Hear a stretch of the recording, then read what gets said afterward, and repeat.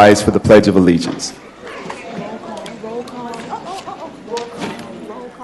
I pledge allegiance to the flag of the United States of America and to the republic for which it stands, one nation, under God, indivisible, with liberty and justice for all. You have to do the roll call. Roll call. Now we'll have the roll call, please.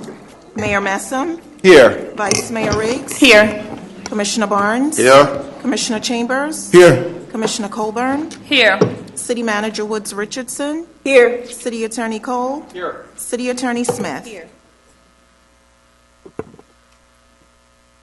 Well, good evening, everyone. We are glad to get our meeting on the way. We have a couple of presentations and recognitions before the commission meeting. And up first, we will have a presentation by the City of Miramar's Office of Marketing and Public Relations. I'd like to call on Ms. Natasha Hampton forward, please.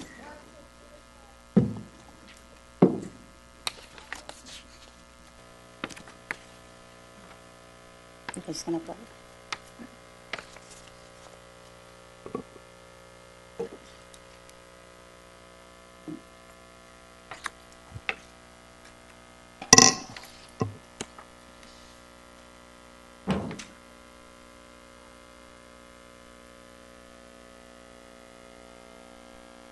2015 was a great year for our Miramar. Let us show you why. It's right here at Miramar.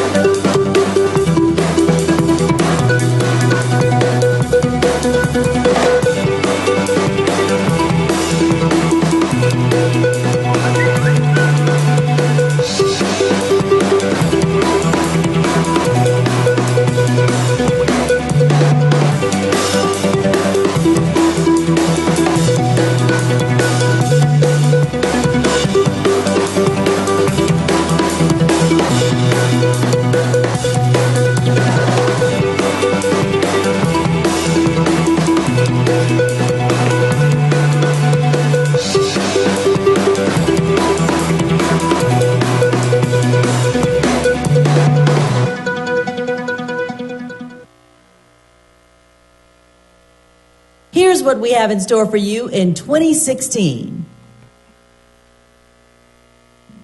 Advancing the brand. There aren't many places that have absolutely so much going for them. The right climate, the right location, the right business opportunities, and that offer the right place to live. And it's so nice to know that one such place is right here in Miramar, Florida. Because here you'll find a place that was designed from the very beginning to be a hometown where people would want to live, work, and play. And it's all found right here. Companies, large and small, have made a home here. They find the business climate and attributes perfect for growth. As a company that has been based in South Florida since 1968, Miramar worked out beautifully for us as we expanded business in the region. It's positioned near the metro areas of Miami and Fort Lauderdale, but away from the hustle and bustle of the city. It's a community with so many places where people can choose to live, find easy access to transportation and roadways. A place that nurtures small business and provides an atmosphere where they can thrive. It's so right because it's a place where cultures mix and are truly celebrated, and where community activities are abundant and happen all year long.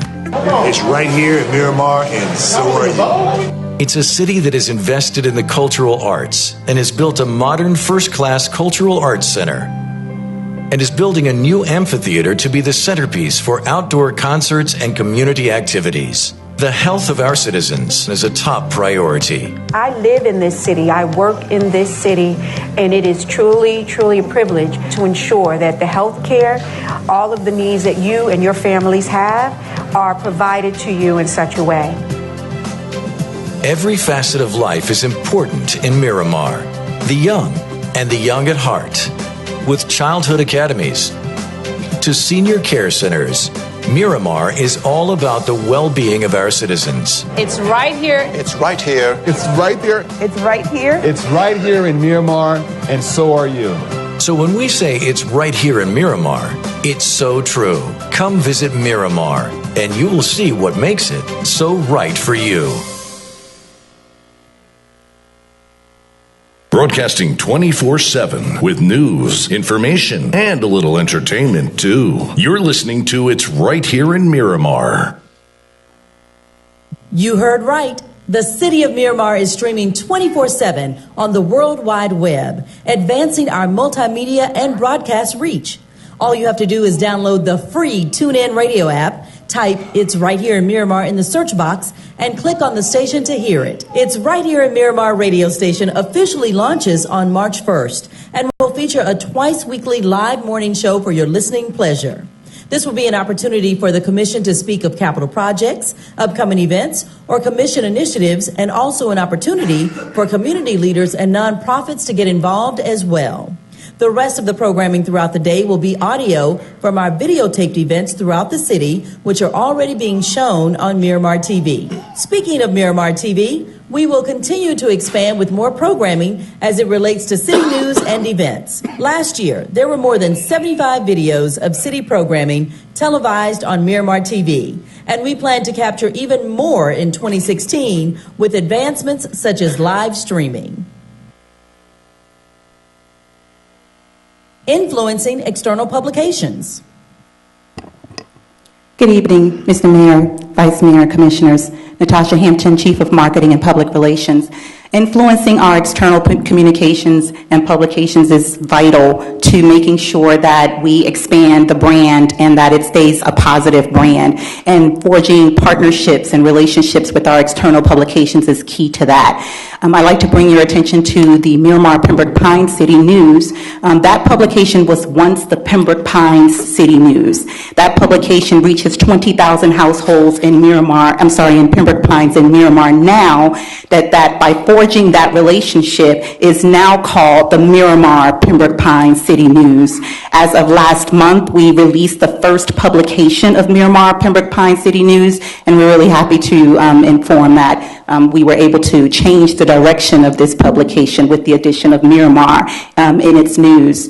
The Caribbean Lifestyle Magazine, as of next month, will now be known as the Miramar Lifestyles Magazine. So again, forging these partnerships and relationships with our external publications is key to advancing the brand.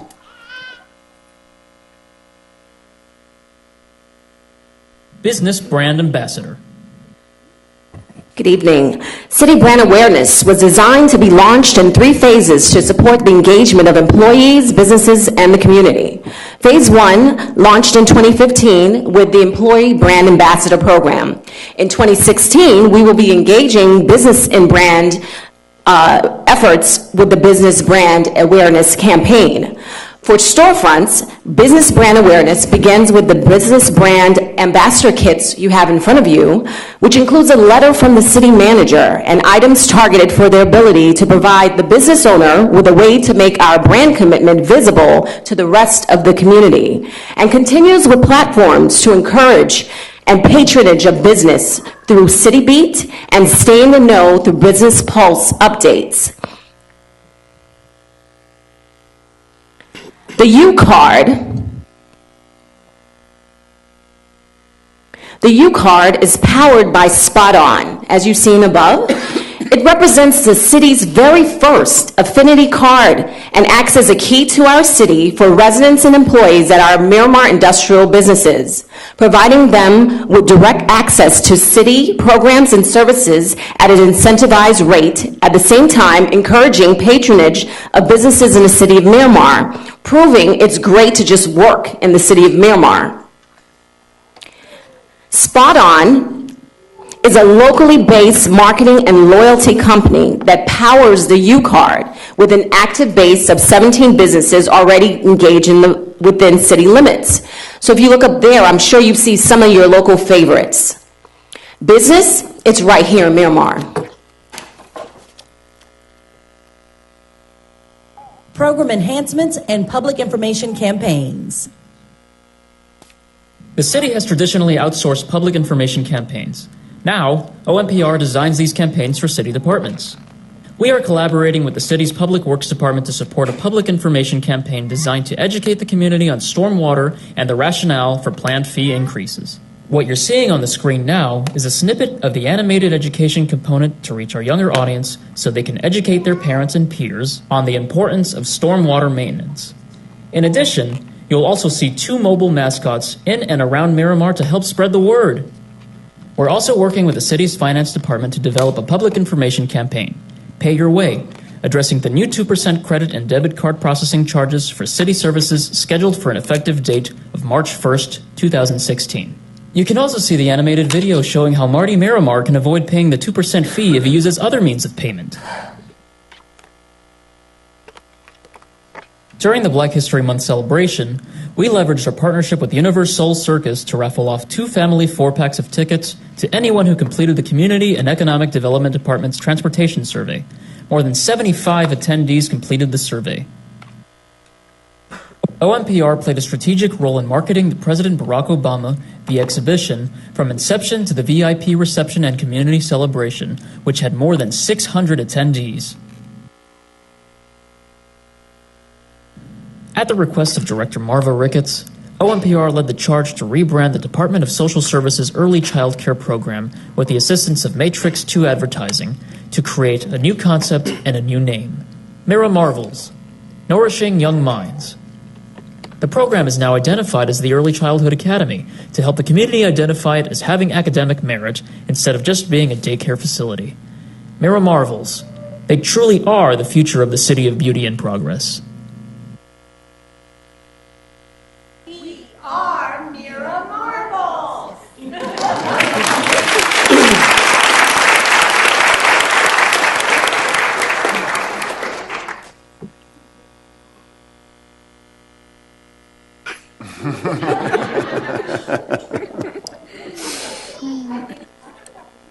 Community and employee engagement.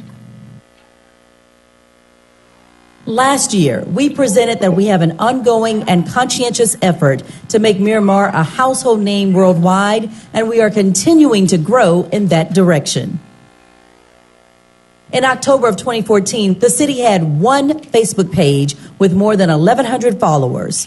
We now have 3 pages, City of Miramar, Our Miramar, and It's Right Here in Miramar, with a combined following of 5,800 followers.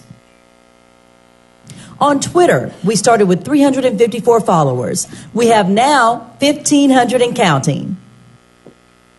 Instagram, we didn't have an Instagram account. Since creating the account in December of 2014, our audience base has grown to 2,000 followers. On our YouTube channel, we are continuously increasing our YouTube views through original programming. We now have had more than 54,000 views. That's more than 2,600 hours of watching our Miramar's original programming. We also have a LinkedIn account to connect with our Miramar businesses and partners. As far as Miramar being known worldwide on the web, Periscope has taken care of that for us. Periscope is a live streaming service that allows anyone in the world to watch what's happening in Miramar. During our Latin Music Festival, we had people from Norway, Mexico, and Australia watching our residents samba and merengue the night away. Email marketing and newsletters. OMPR sends out dedicated e-blasts through several publications: Miramar Today, City Beat, Miramar Business Pulse, and in 2016, Employee in the Know. It's to let you know what's happening in Miramar. This includes updates on city projects, special events, city services, and more. To date, we've sent out 157 e-blasts, which equates to an email reach of more than 722,000. This number does not include email forwards to friends and family. It's only February, and we've given away tickets for the Funk Fest concert, Universal Circus, and our Month of Love campaign, Why Do You Love Miramar? These contests are vital to our audience, and we'll continue to offer opportunities for the community and employees to engage with us via social media. In 2016, we will introduce several mediums to interact with our Miramar community via live streaming. Facebook Live is a platform for commissioners and the city to host community meetings to share updates on campaigns such as Your Bond Dollars at Work, Pay Your Way, Stormwater, and more. Periscope will provide more coverage of our signature city events, as well as a behind-the-scenes look at a day in the life of Miramar employees. 2016 will be the year of Pinterest. Pinterest will allow us to visually show our audience some of what Miramar has to offer: great parks, sports, and community events. Check out our boards today. Through organic and sponsored efforts, our social media reach has exceeded 5 million people worldwide. Because of these efforts, the City of Miramar received an honorable mention for social media networking, as well as being named a finalist in the Government Social Media Golden Post Awards for social media citizen engagement at the annual conference last April in Reno, Nevada. The FY16 goal is to increase our current social media presence by at least 50%, and we've gotten off to a great start. If you haven't done so already, connect with us today.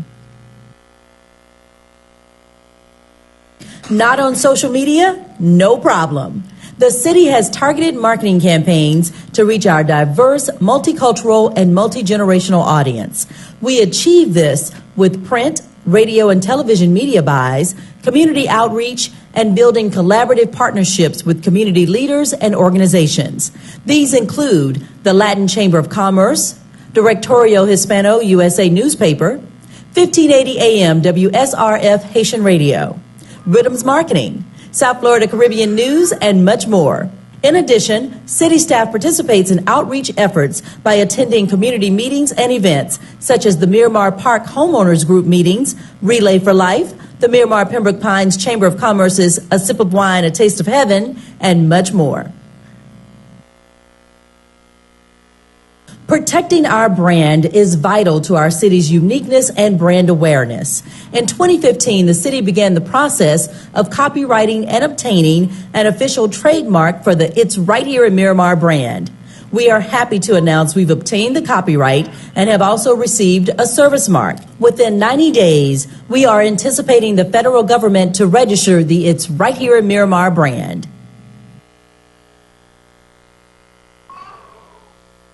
So Mayor Messam, Vice Mayor Riggs, Commissioner Barnes, Commissioner Chambers, Commissioner Colburn, City Manager Woods Richardson, and the Miramar community.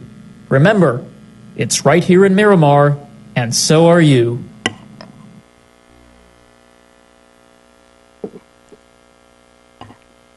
Madam Manager, Vice Mayor, and Commissioners, I would like to very quickly thank Cindy Petrozek of Spot On, the Regional Director, Michael Gibson of Spot On, who was actually hired in 2014 at the Miramar Career Fair by Spot On 2 years ago, who's now the Miramar Account Manager for Spot On. Roan Consulting CEO, Melvin Roan, who is a Miramar resident, Dreamstream Radio owner and Miramar resident, George Bettinger, Matrix 2, Dr. Wilhelmina Mack, and the best team in the world, Shalima Mohammed, Tamara Gant, Janae Duarte, Carlos Lanuza, Jeremy Jones, and Andreas Hernandez, affectionately known as Andy. Thank you.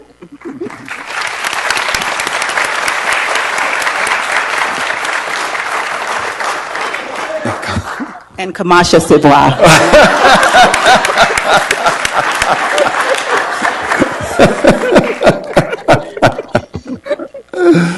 Oh, well, thanks so much, OMPR, for that presentation. Doesn't that video make you want to move to Miramar again? Great job for that presentation, and as we continue to expand our brand and our reach in the community, we are excited about the prospects of where our efforts will lead us. So thank you again for all of your efforts and continuing to make Miramar such a fantastic place, as well as to help the world know about our treasure here in the city of Miramar. Thanks again. Our second presentation will be by the Youth Advisory Council, who will give a report on their recent trip to the National League of Cities annual meeting.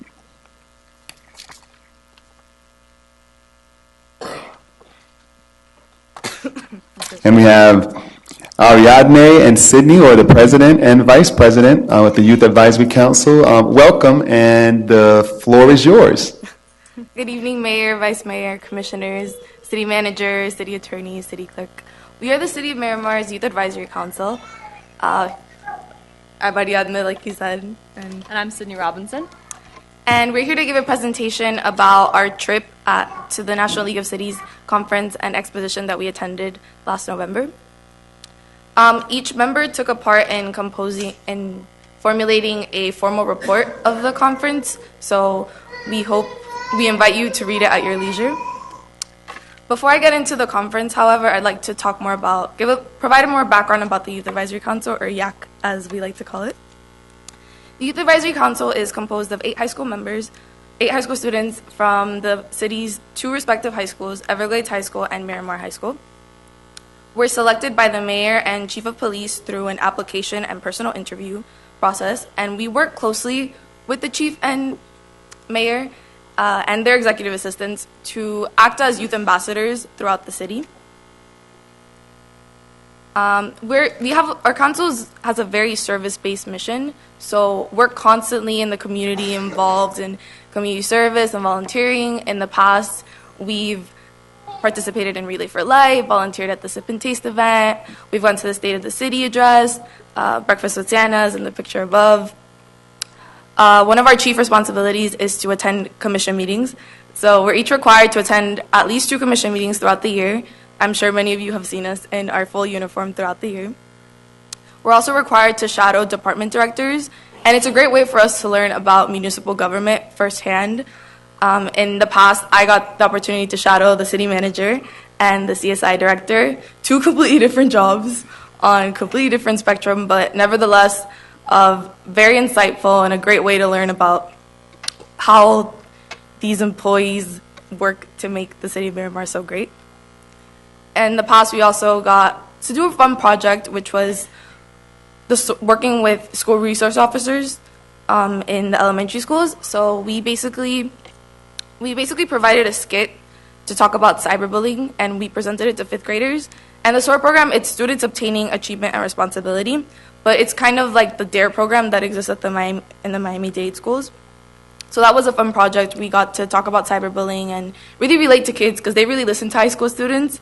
So that was fun. And I think I speak for the entire council when I say one of the best parts of being a part of YAC is attending the National League of Cities conference and exposition every year, but she's going to elaborate more on that.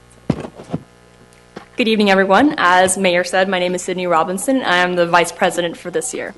I'm going to go into detail more about what we do at our National League of Cities conference. I've been privileged enough to attend 2 conferences, one in Austin, Texas in 2014, and one in Nashville, Tennessee this past year. As youth delegates, we're able to really be a part of the conference. So, for example, we attend youth sessions, which kind of go into issues that pertain to the youth in specific and just to people in general in the country. For example, this past year, one of the most interesting events that we got to participate in was the mock Iowa caucus, which was really interesting because it is relevant to what's going on right now with the presidential election. We also get to attend general sessions, the most memorable being the opening session this past year because Vice President Joe Biden actually surprised everyone and was the keynote speaker. So that was something that I know I'll remember for the rest of my life. We also attend workshops, which are attended by local elected officials from around the country. So we firsthand get to see what is presented to them as solutions for problems in their community, and we get to bring that back to our city here and apply that. This year was a little different from past years. We got to take a college tour of Vanderbilt University, and that was really cool because some of our members had expressed interest in applying there before the trip, but who had really solidified their opinion about the school upon going to the tour. And finally, last but not least, we get to go to youth social events and network with people from around the country, youth particularly. We get to kind of mingle and see what events are relevant in their communities and how they're addressing them. So although we do learn a lot at the conference, we also have a lot of fun, as you can see by the picture, which is at a photo booth this year at the lobby of the conference hall. So I'm going to take a break from the conference for a little bit and touch upon some of the projects that we hope to participate in the coming year. We hope to be involved in a literary council, which is in the works right now, the Adopt a Neighbor program. We want to further our professional development by touring local businesses and getting in touch with the company heads there. And we want to participate in the Youth Council video competition. And actually, we have presented a video, we prepared a video about our Nashville trip so that you guys can kind of see the fun aspect of it as well. So enjoy the video.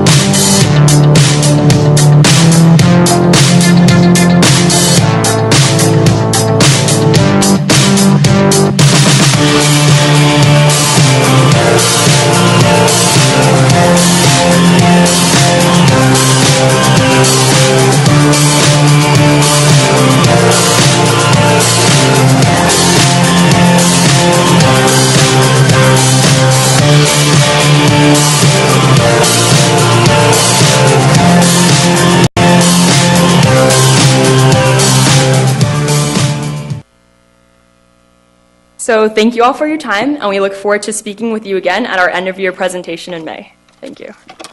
Thank you.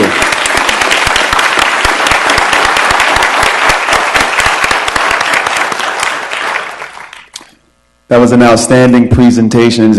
As you can see, we are well represented here in the city of Miramar with our youth. And just a quick note, would like to, I guess, congratulate, because currently right now, Ariadne and Sydney are, I think you're both, is it both of you are valedictorian candidates to this point?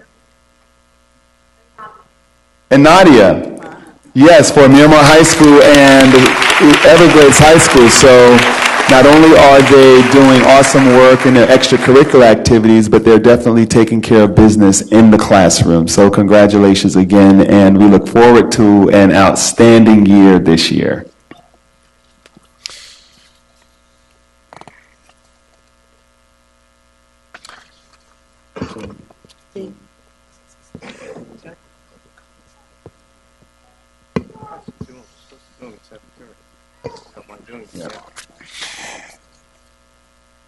Before we get to the employee recognitions, we reserved the second meeting of the month for public comments, and it's time certain at 7:30, and currently right now the clock reads at 7:32. So we want to recognize that opportunity at the moment, and we do have one speaker who has signed up, and Ms. Deborah Shalaba, you're recognized. You have 3 minutes for your comment, and if you can state your name and your address, we'd greatly appreciate it. Thank you and welcome. Thank you, Mayor Messam. Good evening. Deborah Shalaba, 6490 Southwest 26th Street. I'd like to discuss National Night Out. August 2nd, 2016 is National Night Out Against Crime. This is only 5 months away. United Neighbors hosted this event for the first time last year, along with Fairway, Homeowners Association, and Tropical Homes Crime Watch. We would like to thank former Chief Ray Black and the police officers for their needed participation in this event. Without that, we would not be able to have it. One critical issue, however, happened. There wasn't any electric, which included lighting. The electric was finally turned on, however, the lighting was not. Unlike the electrical problem, trash was not a concern. We would like to thank Waste Pro for donating the cardboard trash receptacles for this event. They did not hesitate providing them when we asked. Their employees take pride in their work. In my opinion, this is a key for a professional company. We are looking forward partnering with them again for this upcoming event. As for the residents on the historic side of the city, for whatever reason, if trash was not picked up on a scheduled day, it was resolved the same day. I have witnessed a second truck coming if needed, or if one broke down. Before Waste Pro, we used All Service. Their trucks seemed to break down frequently without backup. If a homeowner's trash happened to fall out on the ground, the street, or the swale, employees left it for the homeowner to pick up. I picked up my neighbor's trash and put it in the empty receptacle. She was in the late 80s. With All Services, if trash was not picked up a scheduled day, for whatever reason, it was not picked up the same day, it took 2, maybe more days to have it picked up. It took some time for concern to be addressed by their manager after a complaint was made by a resident, which is unacceptable in my opinion, as we are paying for this public service. In closing, work will be started soon to have the amphitheater and splash pad to Shirley Branca Memorial Park. Will this project be completed before August 2016, or do we have to find another venue for National Night Out? This is just a note, I walked this park many years. Before Youth Enrichment Center was built, the patrol cars gassed up over there, and there was substantial flooding over there. If you flatten the ground and remove the incline for the splash pad and the stage, there may be more flooding. It helps in your decisions to investigate as a commission and city manager to know the historic and the history side, the history of the city of Miramar. Thank you for your time. It's been my pleasure. Thank you.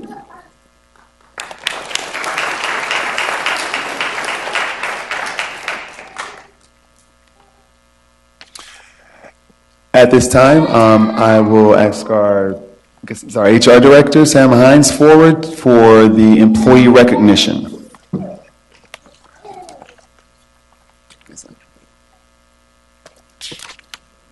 Good evening, Mr. Mayor and Madam Vice Mayor, Commissioners, City Manager Woods Richardson, Sam Hines, Human Resource Director, and this is my favorite part of the month, is to recognize our employees. And I just wanted to add my congratulations to our Youth Advisory Council for a job well done. I love it when young people come up and show off and they look like they had a good time at the conference. And so to kick our employee recognition off this evening, let me introduce Chief Dexter Williams. Somewhere. Oh, there he is. All right. Good. Thank you.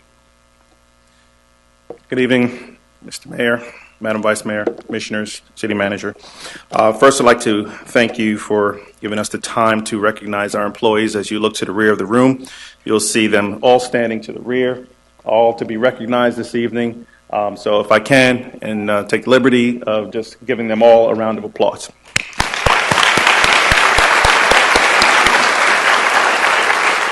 These are the staff members that protect our community, educate our aging communities, mentor our youth. And today we just want to take the liberty to honor them.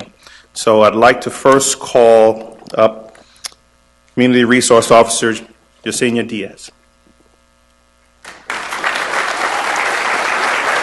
You've probably seen her many times before.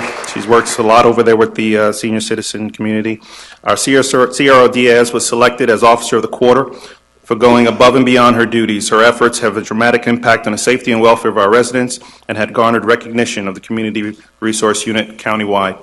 CRO Diaz is always thinking of our Miramar seniors and the community at large. In December 2015, CRO Diaz organized a Secret Santa event for them and obtained gifts donated from the employees and donations from vendors in order to serve more than 240 seniors.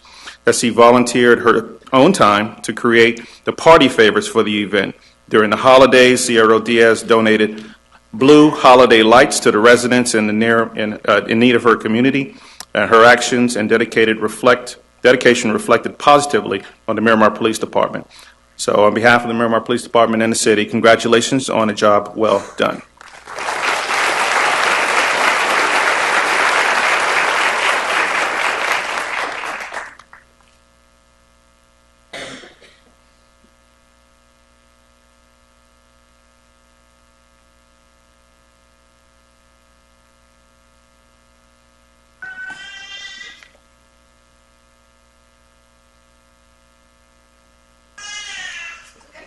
Next, if I may, call Javier Segura, the Code Compliance Unit, Employee of the Quarter, October-December 2015.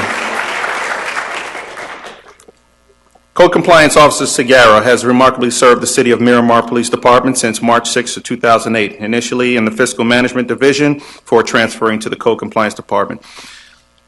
He was promoted to Code Compliance Officer Intern and currently holds the rank of Compliance Officer 2. Officer Segura has performed his code enforcement duties in an outstanding fashion, demonstrating a fair and consistent approach in resolving code issues within his zone of responsibility, as evidenced by a recent letter from Haven Lake Estates acknowledging his special attributes. Officer Segura is always at the ready to provide guidance to the constituents and assistance to his peers as it relates to gaining compliance for noted violations. The aforementioned resolutions are achieved because of his extensive knowledge and interpretation of our codes. Therefore, Officer Segura is being recognized as an exemplary code compliance officer deserving to be Code Compliance Officer of the Quarter. Congratulations.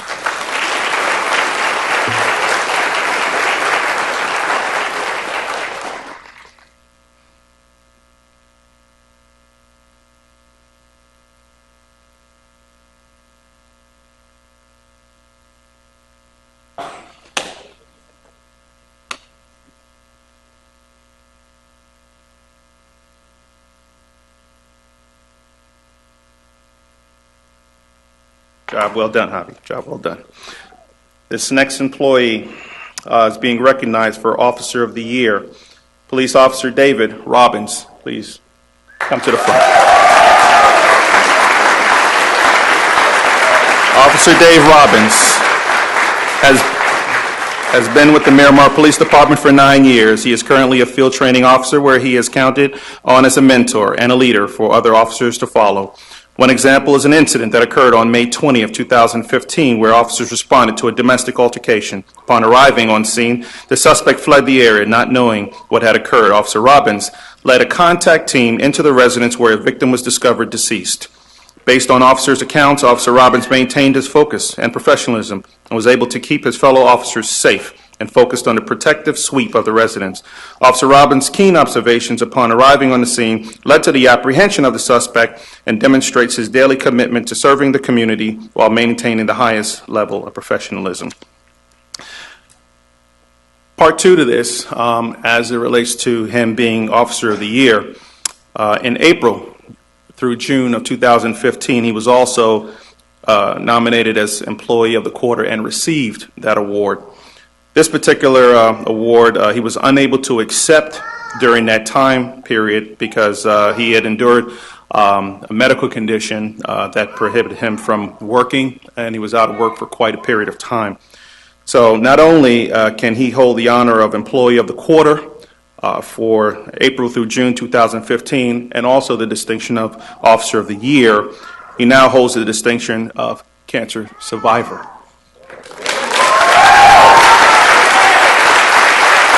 So we not only want to give him the recognition for Officer of the Quarter and Officer of the Year, Employee of the Quarter and Officer of the Year, but also that distinction as well. So congratulations on that battle. Thank you.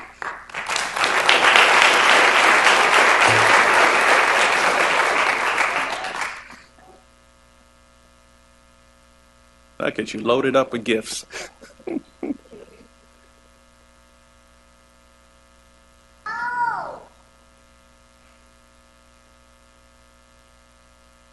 And I'd like to thank his family and his lovely wife, Tarir, who supported him through that. I went to the hospital and during that time, so thank you also for supporting him.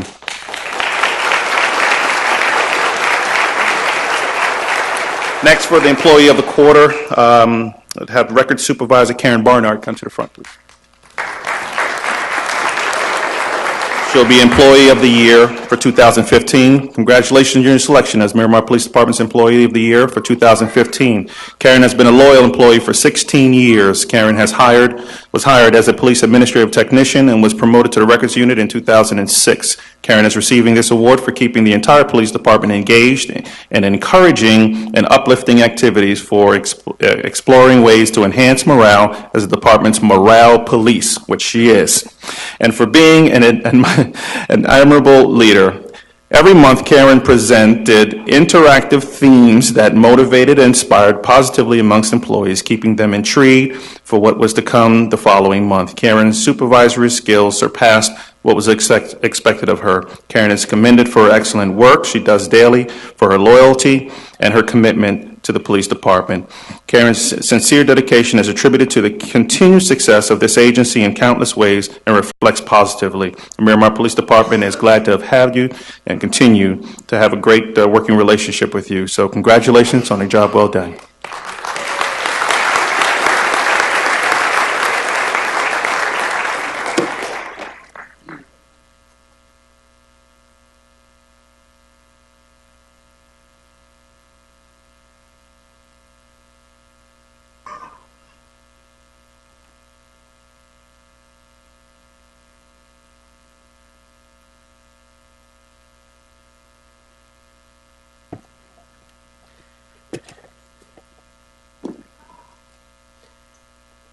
Good evening, Mr. Mayor, Commissioners. I have the privilege to present two separate incidents, very special incidents. These are two reasons why you forget why you become a police officer, but they are the reason you do. So, first one is Sergeant Rich Georgi. He is receiving the Community Involvement Award. Sergeant Georgia is being recognized for his selflessness and service to the veteran community of South Florida. Sergeant Georgia has been volunteering with a charitable organization called the Honor Flight Society. Its mission is to transport American veterans to Washington, D.C. to visit the memorials for those that honor their services and sacrifices. Sergeant Georgia starts his day at 4 a.m., assists the veterans in their departure flights, arrives back home in either Fort Lauderdale or Miami at 11 o'clock at night. He has been volunteering for the last several years at both Fort Lauderdale and Miami airport locations, surprising veterans with this welcoming that warms the hearts and truly gives them a sense of appreciation for their services. Sergeant George not only gives his time, but he also makes sure that other members of the police department are aware of these honor flights and make sure that as many officers as possible come out to honor the veterans upon their return flight from Washington, D.C. Rich shines as an example of our department mission to serve our community. And when I was speaking to Rich earlier, he said there's one very important person, Buddy Galvin, 95-year-old Navy vet. There he is, Buddy.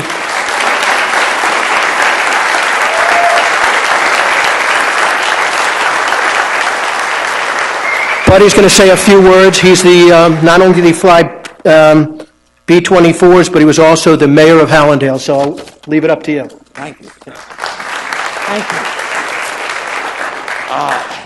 It's a real pleasure to be here in Miramar because I happen to have known Hy Siegel, who was the first mayor of Miramar. And it's really a pleasure to have this gentleman as my guardian to go to Washington with Honor Flight. If you all don't know anything about Honor Flight, I've brought a few brochures so you can have them.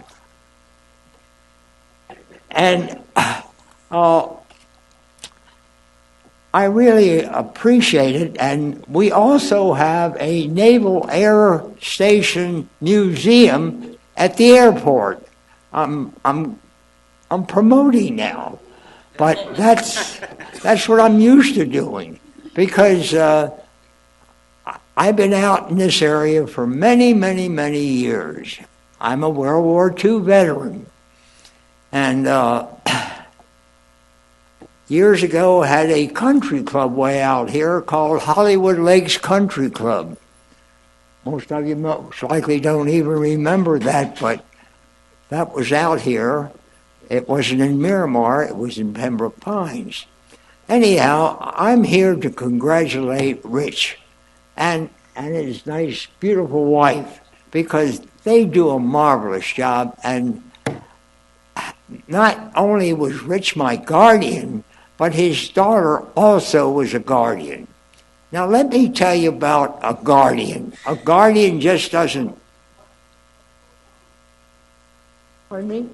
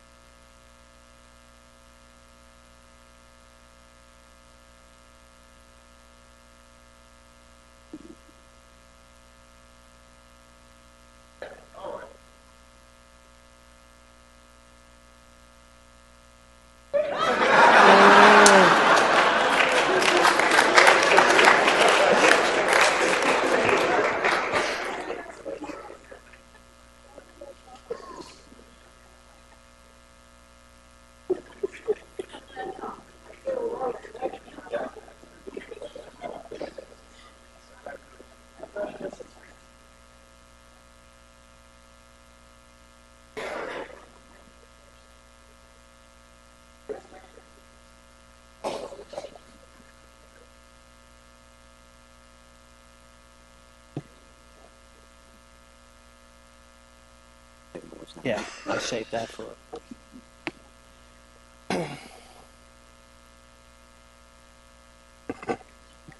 And the second incident, I'm going to call up a handful of people. This is not only some officers, but we have a great partnership with Waste Pro. So this is not only for two officers who did a fantastic job, Denise DeLeo and Pat Murphy. Also a representative from Waste Pro, Andy Perez Garcia. And most importantly, I want to bring up Bradley and his grandma. Come on up here.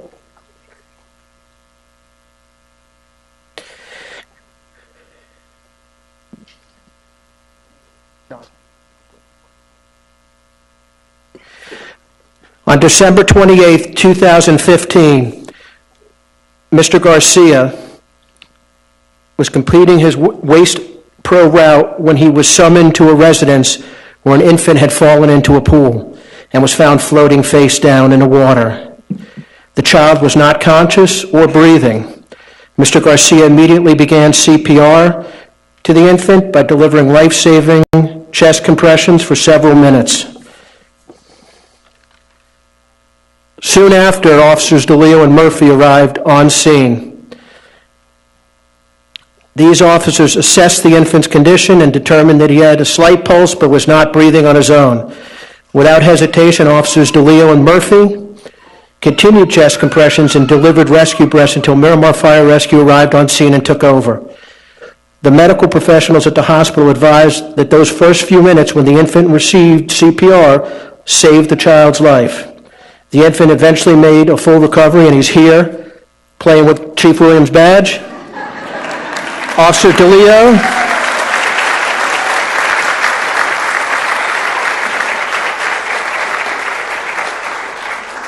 Officer DeLeo, Officer Murphy, Mr. Garcia, your actions are consistent with the higher standards that we have here in the City of Miramar and the Miramar Police Department, and you can't ask for a better reward than you see right next to you. So, congratulations and great job.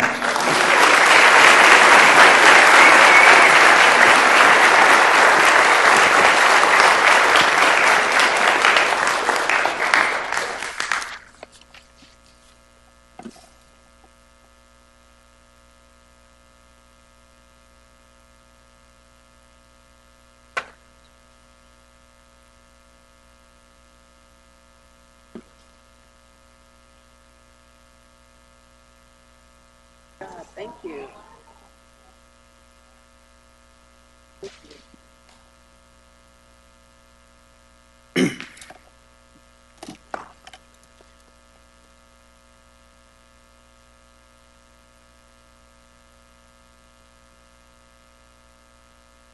Thank you very much. Way to go.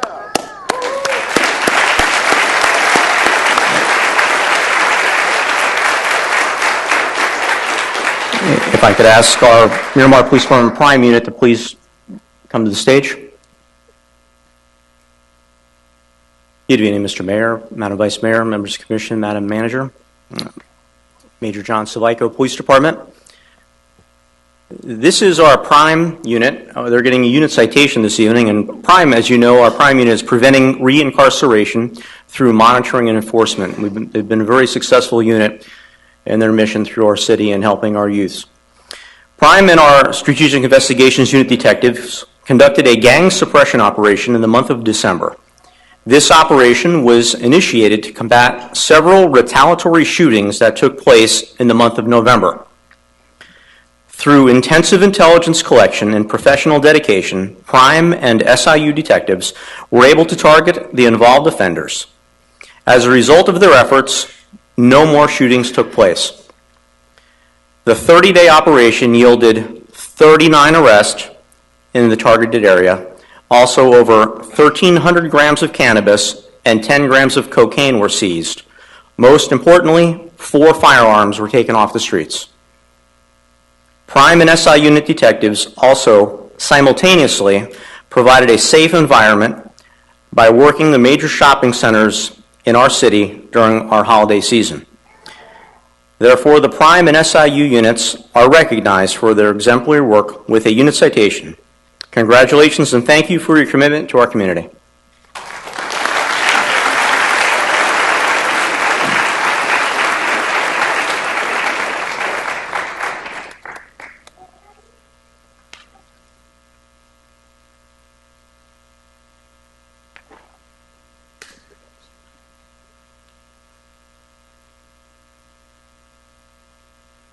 If I could ask any members of our records unit to please come to the stage.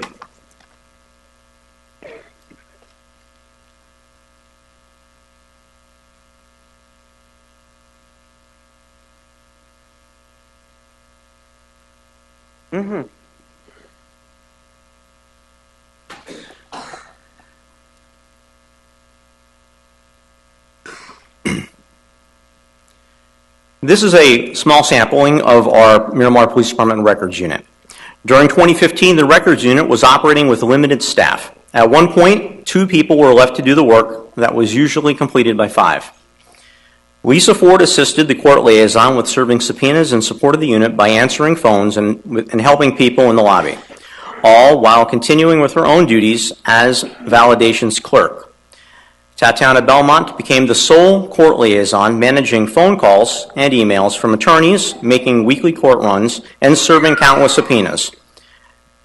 Winifred Sweeney was responsible for handling all of the administrative duties, serving citizens in our lobby, answering phones, faxes, and emails, and processing an enormous amount of paperwork, which we kill a lot of trees, all while also supporting the officers and staff with their needs. These ladies took on this overwhelming workload without complaint and managed to keep a positive attitude. The records unit ran at peak performance the entire time. Miss Ford, Miss Belmont, and Miss Sweeney truly demonstrate dedication, commitment, and teamwork, and I am privileged and honored to present them with this unit commendation.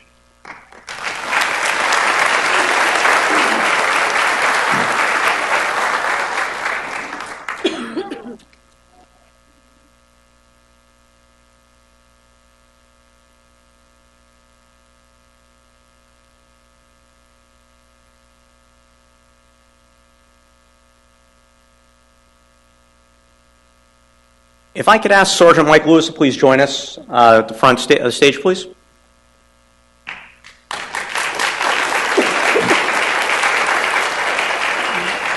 We have with us this evening also a member of representative from ESGR, the Department of Defense. We have a small presentation he'd like to make for you. Sir? Thank you. Good evening. My name is Warren Lubo with the Department of Defense, Employer Support of the Guard and Reserve. On behalf of the Department of Defense and the Florida Committee for the Employer Support of the Guard and Reserve, ESGR, I am pleased to be here on this 23rd day of February 2016 to recognize Sergeant Michael Joseph Lewis and the Miramar Police Department for their extraordinary support for their United States Marine Corps citizen soldier, Second Lieutenant Darkos Cruz. The Patriot Award was created by ESGR to publicly recognize companies and individuals who provide outstanding patriotic support and cooperation to their soldiers, employees who have answered their nation's call to serve.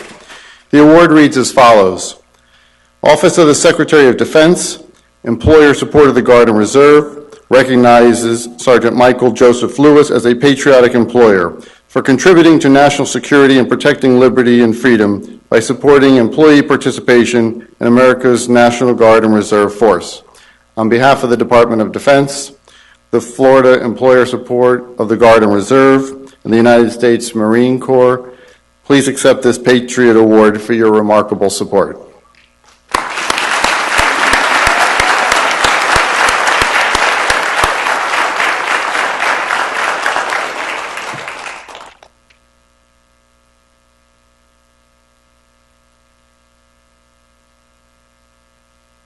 So Second Lieutenant Cruz now is going to pin Sergeant Lewis with an American flag pin and also a Patriot Award recognition. I would like to add Second Lieutenant Cruz serves in the United States Marine Corps Reserve, which is 1 weekend a month and 2 weeks out of the year. And like most Guard and Reserve individuals, they serve on a local level somewhere within the state, but he actually travels to Alabama every month serving his country. So thank you for your service.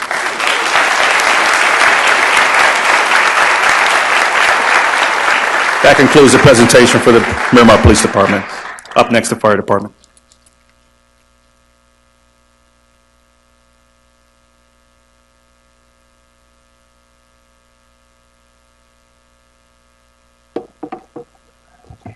Good evening, Mr. Mayor, Madam Vice Mayor, Commissioners. Randy Gonzalez, Division Chief Fire Department. This evening I'm going to speak on two distinct groups within our organization who are incredibly valuable to us, who help make a difference and basically help us get to where we are and represent us in a very, very not only professional manner, but in terms of their contributions, it becomes evident in not only in our patient delivery, but just in every aspect of that. So the first group is going to be our ALS competition team.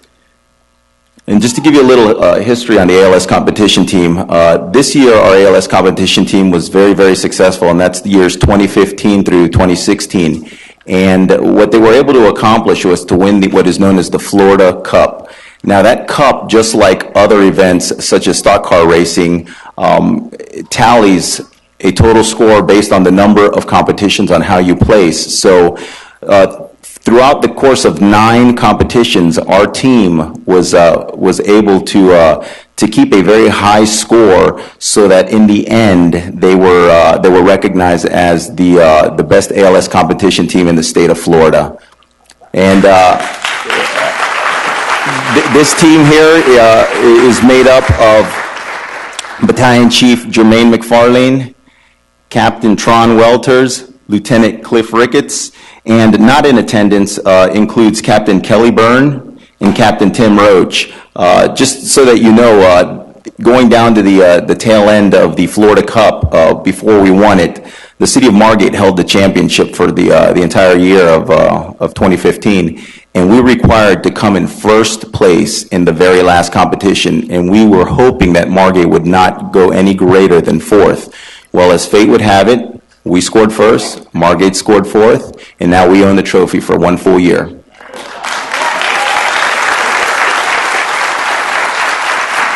Thank you.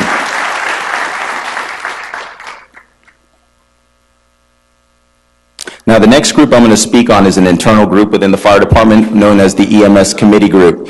This committee group is comprised of members who come together every 2 weeks. Over the course of the last 3 years, they've worked diligently on working on developing what are known as our medical protocols, both in the areas of adult care and pediatric care. And that's exactly what a medical protocol is. It basically identifies the steps we will take in order to treat our sick and injured, as I mentioned, in both adult and pediatric. Just so that you know, these folks have committed countless amount of hours and have finally, after 3 years, completed and updated our most current protocols. These protocols not only affect us here within the city and the residents we serve, but we have other agencies reaching out to us, asking us to take a look at our product. That's how interested and how impressive it is. This group is comprised of Battalion Chief Jermaine McFarlane, Lieutenant Cliff Ricketts, Captain Dominic Grantede. Gentlemen, go ahead and just step up there if you would. Lieutenant Manny Esparza, Lieutenant Furman Ortea, Lieutenant Carlos Otero,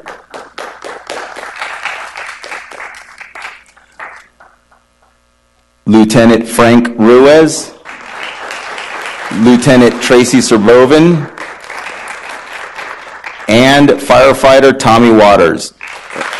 And I just wanted to point out and stress once again how many hours these folks have contributed. This is a 3-year process that we've been working on, and we're proud to have them.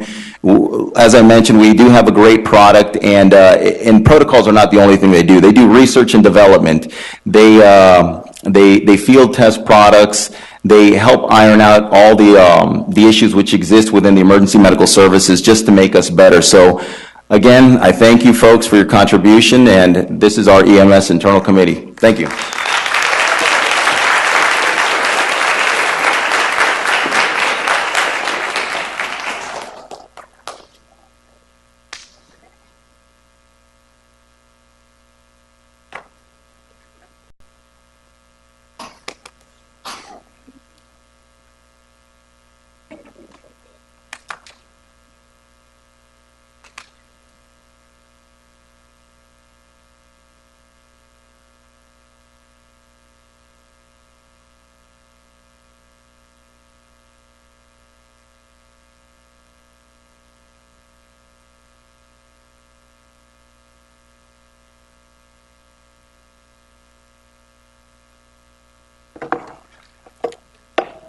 Good evening, Mr. Mayor, Madam Vice Mayor, Commissioners.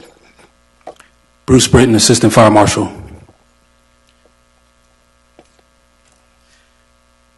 It is my distinct pleasure to announce Miramar Fire Rescue Division Chief, Chief Perez, who was recognized by the Florida Fire Marshal and Inspectors Association as Florida Fire Marshal of the Year for 2015.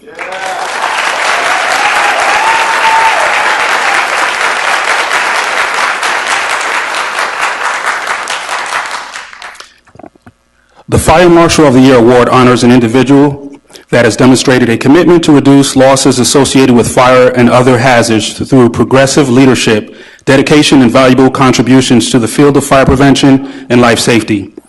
Since joining the Miramar Fire Rescue Department, Chief Ray Perez has made great strides in moving the Fire Life Safety Division to new heights.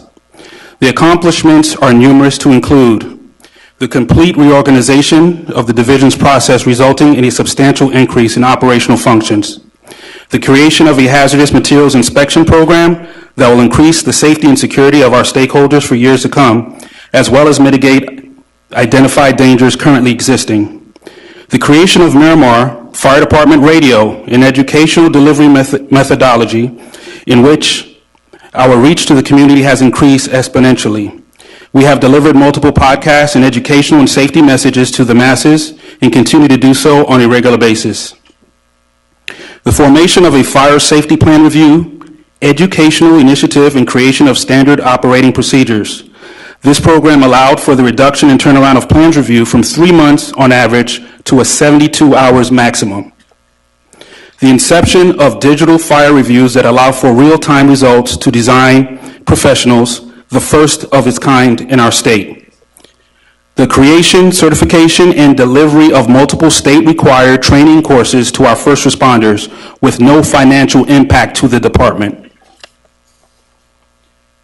The initiatives have been surgically strategic and have not only increased the productivity and efficiency of the department, but have been accomplished in a fiscally responsible manner, reducing costs and relieving the service impact on the general fund.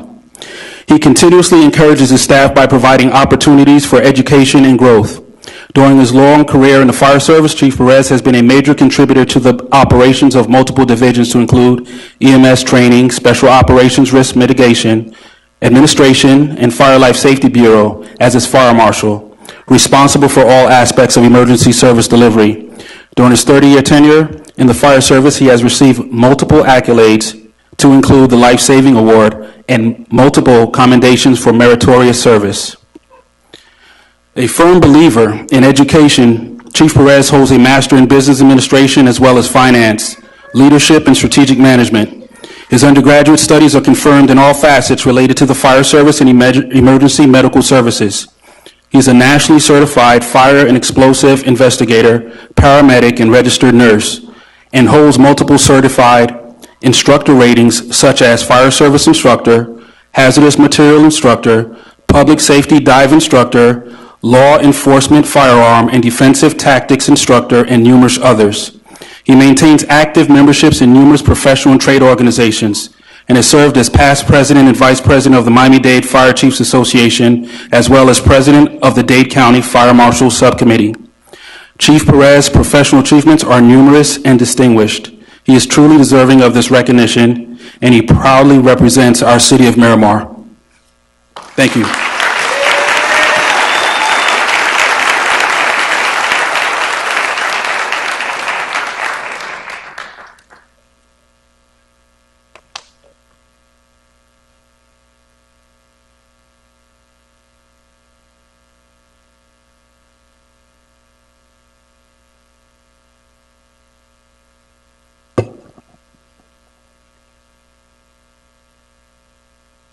Good evening, Mayor, Vice Mayor, Commissioners, City Manager. My name is Bill Huff, Division Chief with the Fire Rescue Department. It's truly an honor to be here tonight to present our department's highest award of Firefighter of the Year. This award exemplifies a person that is dedicated, committed, shows true professionalism in our organization. It is an award that is given to an employee based on nominations from not only his peers but his supervisors as well. This year's Firefighter of the Year is Driver Engineer Devin Steele.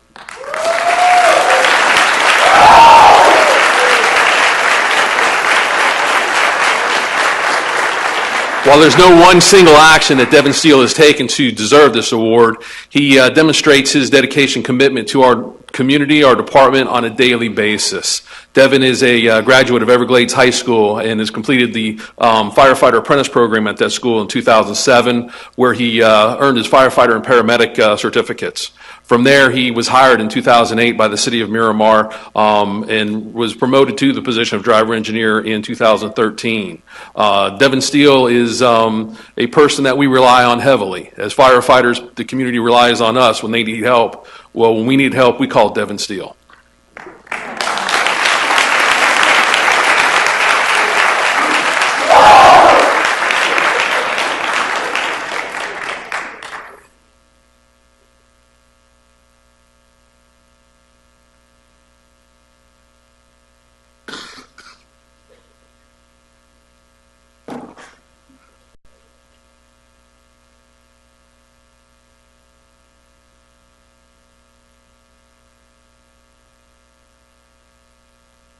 Honorable Mayor, Vice Mayor Riggs, Commissioners Barnes, Colburn, and Chambers, Madam Manager, and other distinguished guests.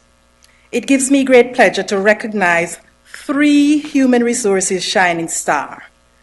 The first is our Assistant Human Resources Director, Melanie McLean.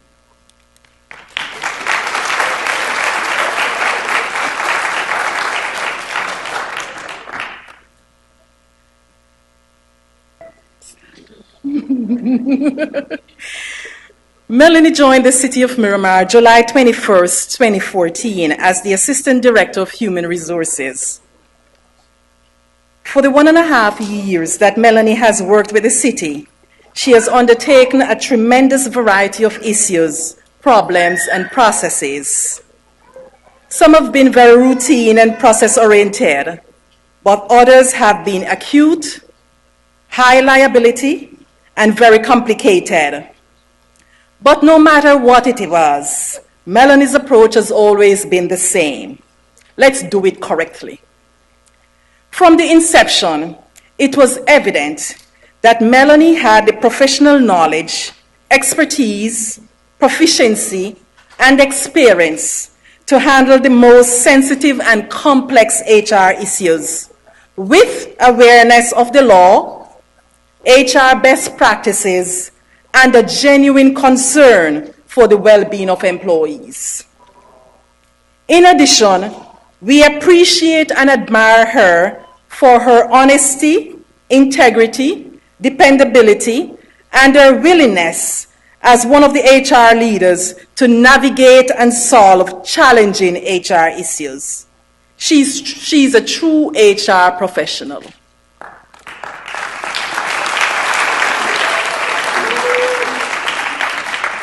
Open Enrollment 2016 seemed like an impossible task.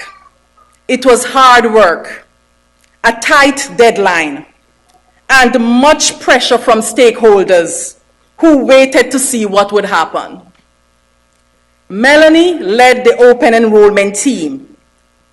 They did not only complete the process on time, but city employees were all paid correctly. Melanie, Director Sam Hines says, Melanie McLean embodies the essence of our values of integrity, leadership, teamwork, customer service, and more. Her leadership during the open enrollment process was outstanding. We are so blessed to have her not only on the HR team, but the City of Miramar team as well. Congratulations, Melanie. You are the City of Miramar Human Resources Shining Star.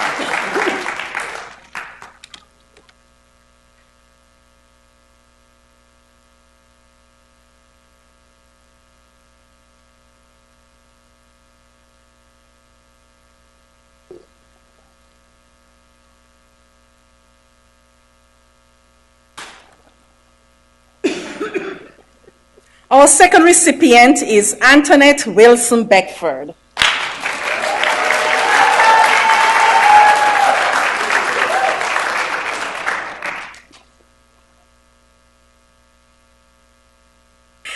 Antoinette was hired January 3rd, 2006 as a human resources analyst. And since that time, Antoinette has proven her worth and now serves as the human resources manager. Antoinette possesses a wealth of human resources knowledge and experience. She's highly respected by her colleagues. She takes pride in her work and displays a personal commitment to quality in all she does. Antoinette's work ethics and integrity is worth emulating.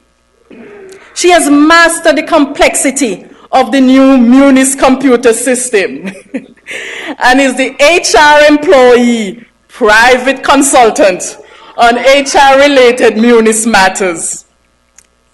Open Enrollment 2016, with all its challenges, was a success because of the invaluable contribution from Antoinette. In addition to all her other tasks and responsibilities, Antoinette had the arduous task of uploading the correct employee benefit selections into the Munis computer system, and it was flawlessly done. One of the qualities we love and admire about Antoinette is her willingness to go the extra mile to help others. She's a true HR professional. Antoinette, Director Sam Hines says, Tony, as he calls you, has exhibited the kind of growth and excellence that we value in HR. Her attention to detail and knowledge of her area of responsibility made her an invaluable member of the team responsible for open enrollment. Congratulations, Antoinette. Well deserved. You are the HR Shining Star.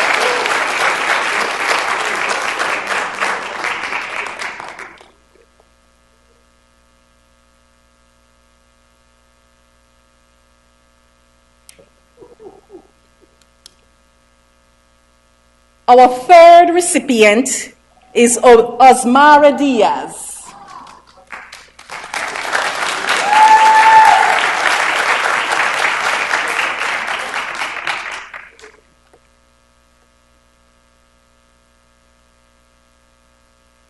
Osmara was hired in the city July 7th, 2015 as the benefits analyst. She brought with her a wealth of knowledge and experience in the benefits area. Osmara is the type of person who loves to learn. She works very hard and diligently, and whether it means coming in on weekends or working long hours on work days, she's efficiently and effectively completing her assignments. When Osmara joined the HR team as the benefits analyst, she was responsible for all areas of benefit. She had to explore, discover, organize, and sort her way through benefit documents and files, and at the same time, learning the city's policies and procedures. Added to all of this, Osmara had the difficult task of open enrollment 3 months after being employed.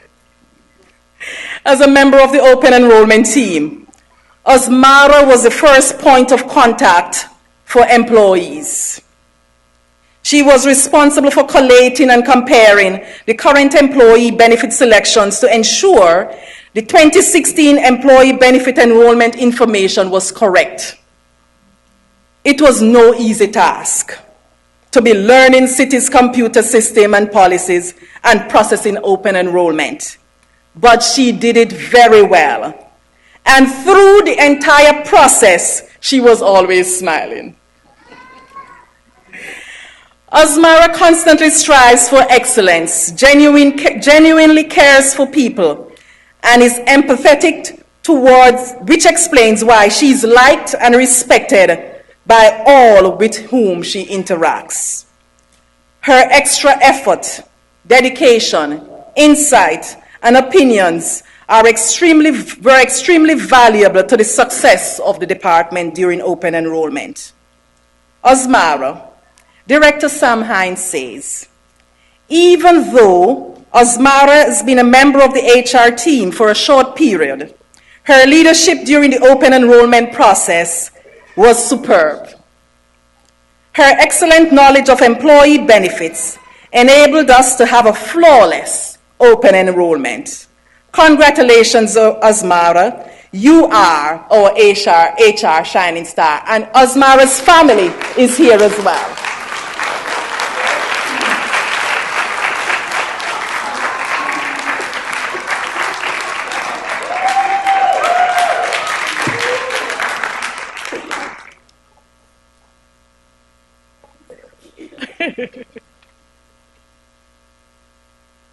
Thank you.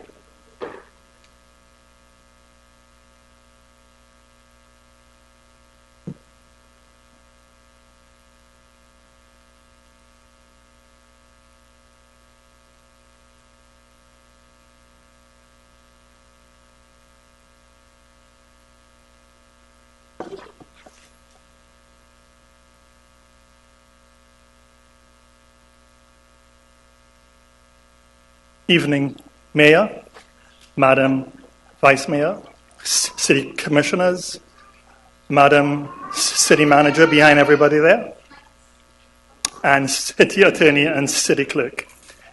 My name is Kirk Hobson Garcia. I'm with the Public Works Department, and it is with great honor I stand before you all here tonight to recognize Clarence Turner for the Employee of the Quarter for the Public Works Department. I would also like to introduce his beautiful wife, Elizabeth, over there.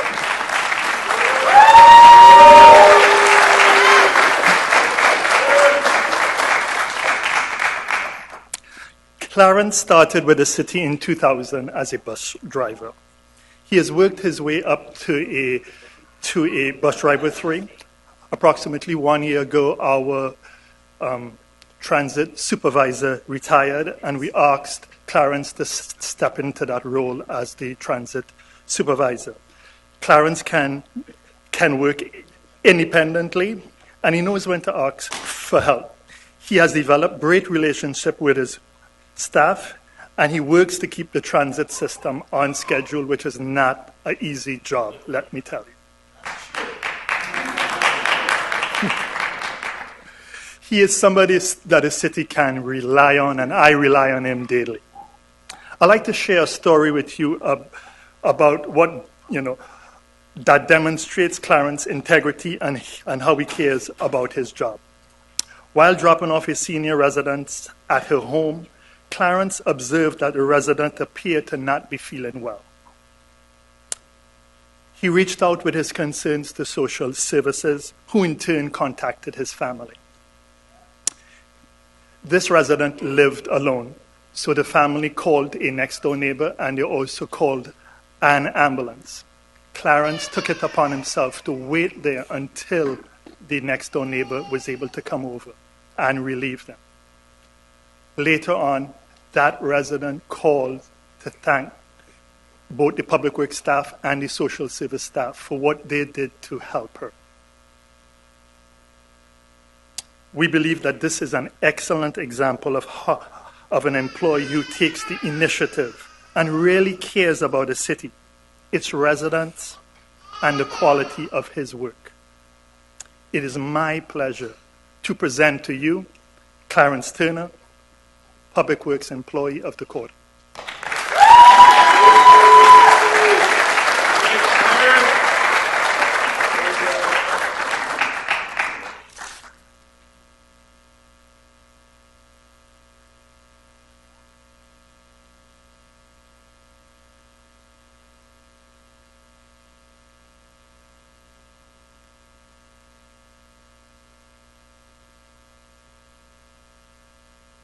Congratulations.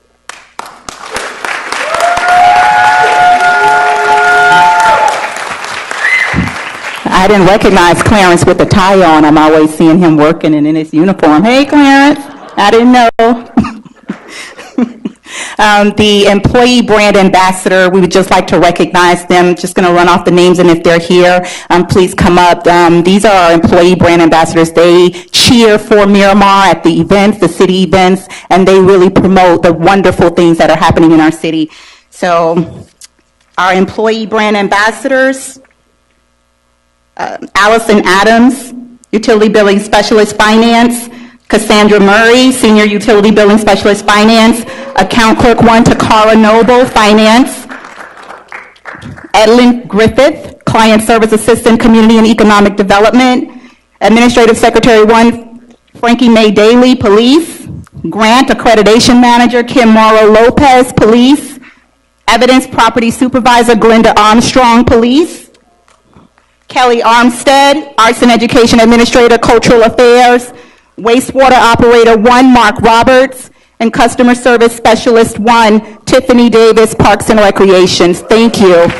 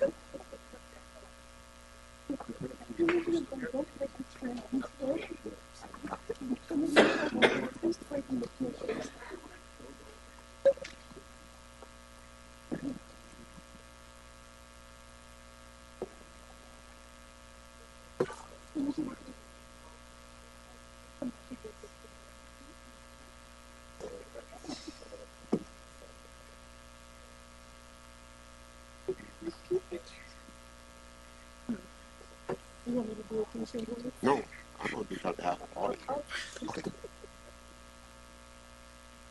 They all need a break. Okay.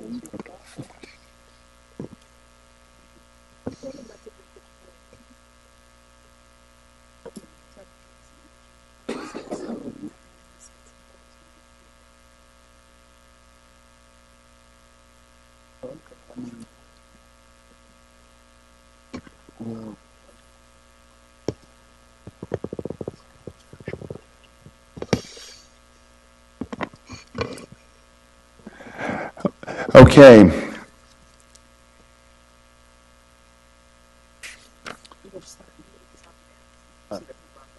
Okay, all right. I see that we have a resident, Mr. Craig McQueen and Vincent Stirrup, who've signed in actually after the time period. Mr. McQueen, I'm going to have the city manager step back to speak with you in terms of, I think we understand what your topic is on, so have the city manager speak with you on that issue. She'll step up now, and I think Deputy Manager Love will come to the dais.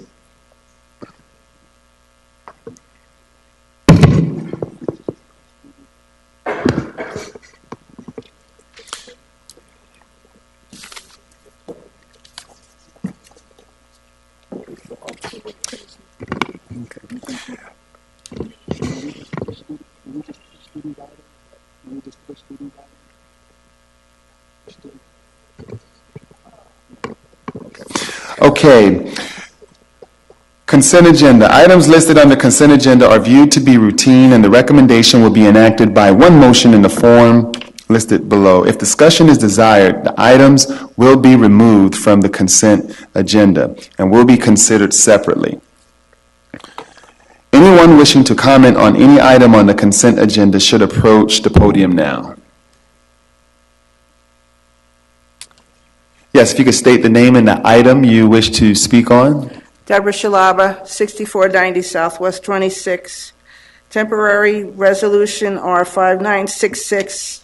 I was questioning why you're waiving the competitive bidding requirements for this purchase and why it wasn't open for bidding.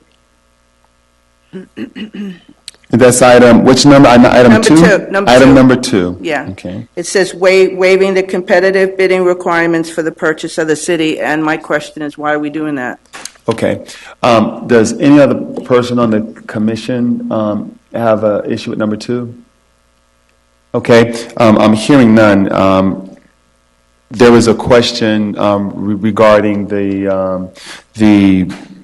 this item in regards to why it wasn't gone out to bid. If we can have Mr. Attorney. The reason this was there's an exception for city standard purchases. So in this case, it's a city standard. This type of water meter is the only type of water meter that we use throughout the city. So to have a bid when you only have one type of water meter that could be bid would be meaningless. So we have an exception in our code that says in that scenario you don't have to bid. So this is the exception, and that's why it's being waived. Thank you so much. Okay. Thank you. Are there any items wishing to be pulled by the commission?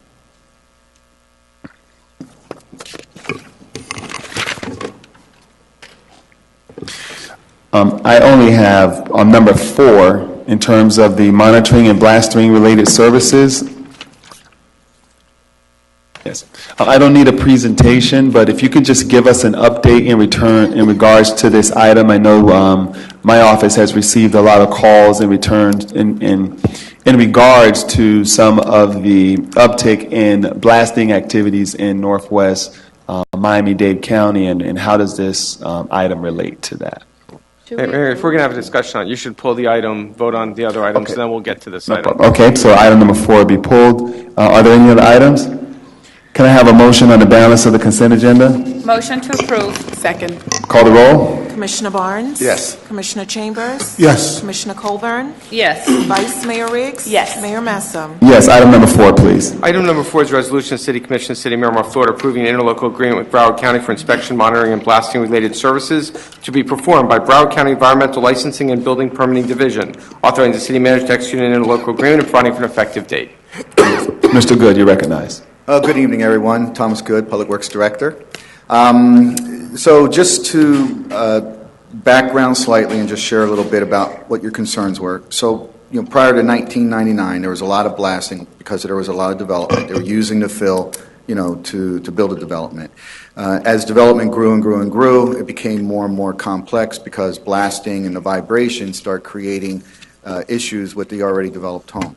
So the city in 1999 said, hey, no more blasting, outlawed it, so it's no longer allowed in the city of Miramar. However, just outside the city of Miramar, there is still blasting operations that continue. However, those blasting operations are still impacting the city of Miramar. So when, back in 2005, there was that issue going on, and there was a lot of people that believed that the vibrations were exceeding what the state limits were because it is the state that manages the permits and complaint process and anything that has anything to do with blasting. City can do nothing about it.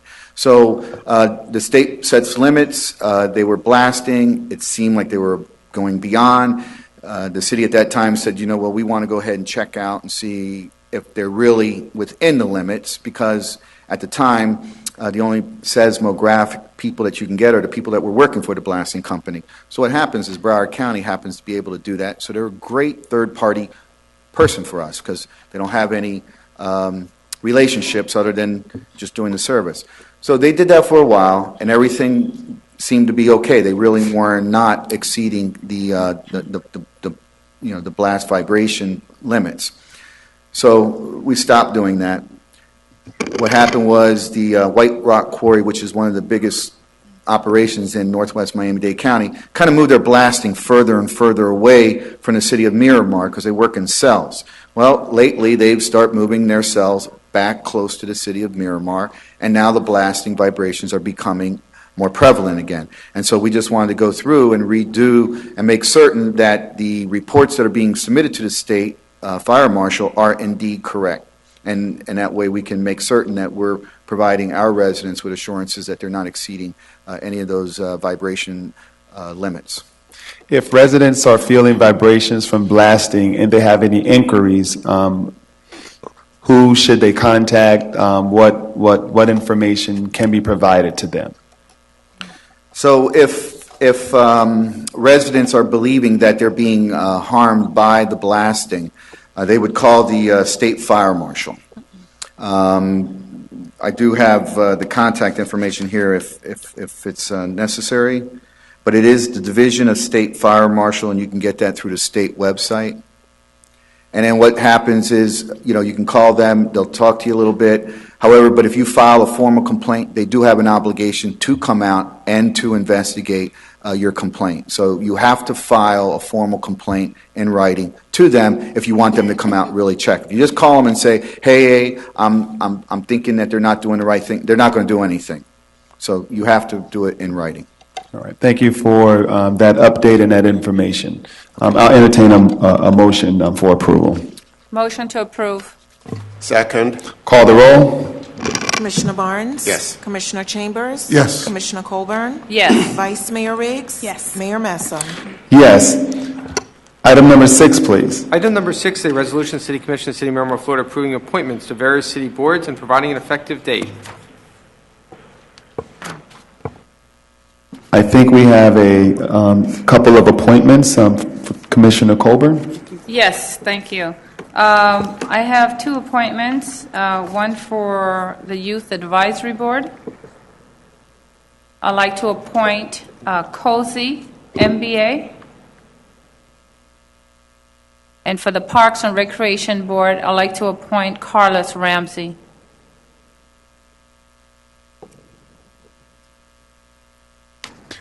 Can you repeat Cozy's last name? MBA. MBA. Okay. Mba. No, it's Mba. Correct? Mba. Good. Welcome. Okay. I'll entertain a motion for approval for Commissioner Colburn's appointments. First for the Youth Advisory Council, Cozy Mba. Motion to approve. Second. Call the roll. Commissioner Barnes? Yes. Commissioner Chambers? Yes. Commissioner Colburn? Yes. Vice Mayor Riggs? Yes. Mayor Messam? Yes, congratulations. And I'll entertain a motion for Commissioner Colburn's appointment to the Parks and Recs Board, Carlos Ramsey. Motion to approve. Second. Call the roll. Commissioner Barnes? Yes. Commissioner Chambers? Yes. Commissioner Colburn? Yes. Vice Mayor Riggs? Yes. Mayor Messam? Yes, congratulations. Thank you. Mayor Messam? Yes. May I also recognize the young man at this point, because he probably needs to go home. Yes, you He has may. school tomorrow. Mr. Cozy Umba. Good, congratulations.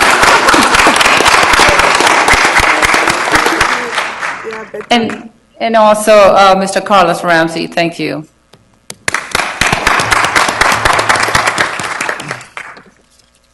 Thank you, and we look forward to your service to our city. Item number 7, please. Item number 7 is a resolution of the City Commission of the City of Miramar, Florida, approving an amendment to the design-build agreement with Southern Underground Industries, Inc., and related expenditures in an amount not to exceed $1,200,000 for the provision of construction services for Flamingo Road Reclaimed Water Distribution Main Project, authorizing the city manager to execute the proposed amendment, authorizing contingency funds in an amount not to exceed $60,000 for unforeseen conditions associated with the project, and providing for an effective date. Good evening, Mayor, Madam Vice Mayor, Commissioners, and Deputy City Manager. For the record, I'm Jody Kirkman, the Assistant Utilities Director. This evening, I offer temporary resolution 5980, where the Utilities Department requests consideration to approve the amendment to the design-build agreement for the Flamingo Road Reclaimed Water Main Project for construction services in the amount not to exceed $1,200,000 and a $60,000 in contingency funds to cover the cost for unforeseen conditions. The issue, in accordance with City Code, approvals required for purchases exceeding $50,000. Utilities Department maintains and operates the reclaimed water system, which provides reclaimed water for irrigation within the City of Miramar. The irrigation water provides an alternative water supply, which in turn conserves potable water for existing and future customers within the city. Recently, staff identified additional reclaimed water demands along Flamingo Road between Somerset Boulevard and Miramar Boulevard. And to provide reclaimed water to these customers, a new 8-inch distribution main is required to be installed.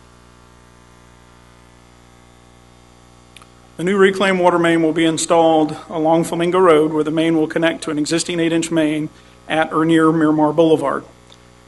The line itself will provide connections to Silver Falls, Atlantic Commons, the new Walmart Shopping Plaza, Miramar Square Shopping Plaza, Aviation Sales, and Flamingo Roadway Median, to name a few of the projects or customers. The main will run south to Somerset Boulevard, crossing Canal C9, and ultimately connect to the existing reclaimed water system at Somerset. This slide offers an aerial view of the project. The proposed pipeline will provide a loop of the existing infrastructure, which will increase the reliability of the overall reclaimed system. Some background. On May 20th, 2015, the City Commission adopted Resolution 15124, approving the award of the agreement with Southern Underground Industries. The agreement is comprised of 2 tasks. Task 1, representing the design services, which was awarded back in May, and Task 2, which we're talking about tonight for construction services. On May 26, 2015, a notice to proceed was issued to Southern Underground to complete Task 1, or the design services. Upon completion of Task 1, the city entered into negotiations with the contractor for the issuance of the total construction price to construct the project. On January 5, 2016, the negotiations between the city and the contractor concluded successfully to proceed with Task 2, or construction services, in the amount not to exceed $1,200,000. City staff also recommends an additional $60,000 in contingency funds to cover the cost for unseen conditions. And we recommend approval. Thank you for the presentation. Are there any questions from the dais on this item? Hearing none, are there any questions from the public? Seeing none, coming back to the dais, I'll entertain a motion for approval. I have. Well, I'm sorry, Commissioner Chambers, you're recognized. Apologies. No problem. Mr. Director, I just want to ask, in the future, going towards Fire Station 107, are we going to have the capability to get the reclaimed water over there also? 107 being located on Miramar. Just east of Flamingo? Parkway. Right. We would have the ability, with the line basically being at the intersection, we'd have the ability to extend in either direction on Miramar Parkway. Okay, great. Thank you. Yes, sir. Okay.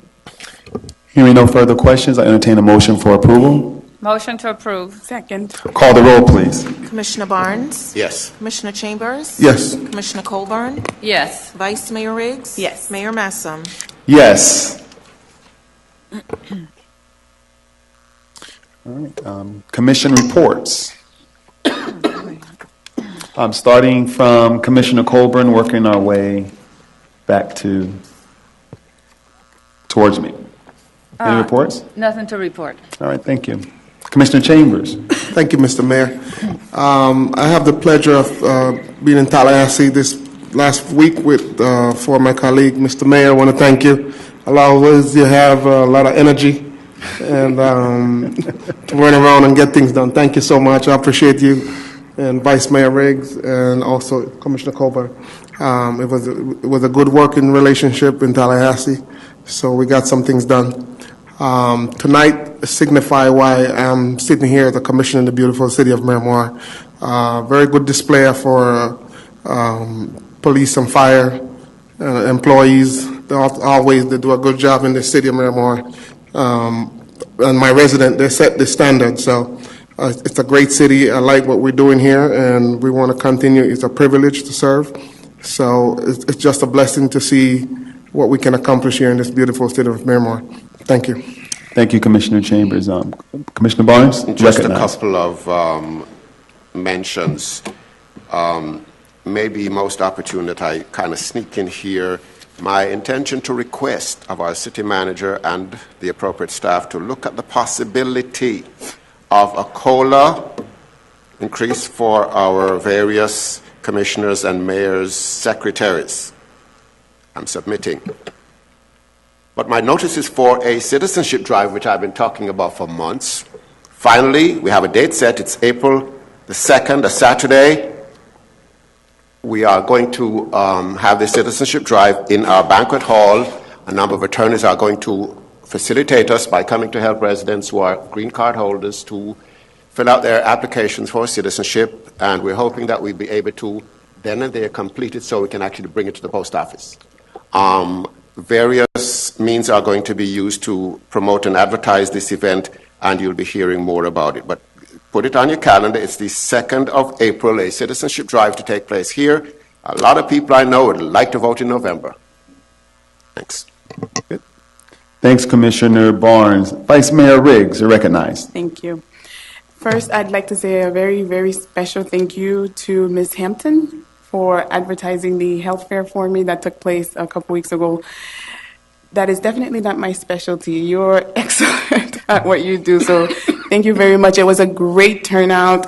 We served over 400 residents, and I was speechless with all the folks that showed up and the difference we were able to make. We had people come who didn't know that they were hypertensive, that they had high blood pressure or their blood sugar was high. So it was great for them to find out and get connected with the Memorial Healthcare System in order for them to get help in reference to establishing a primary care physician. So you never know, we might have saved somebody from having a stroke or a heart attack or something like that. So I love doing these things. It was amazing. So thank you so much to the vendors for participating, to our Miramar residents for taking advantage of this event.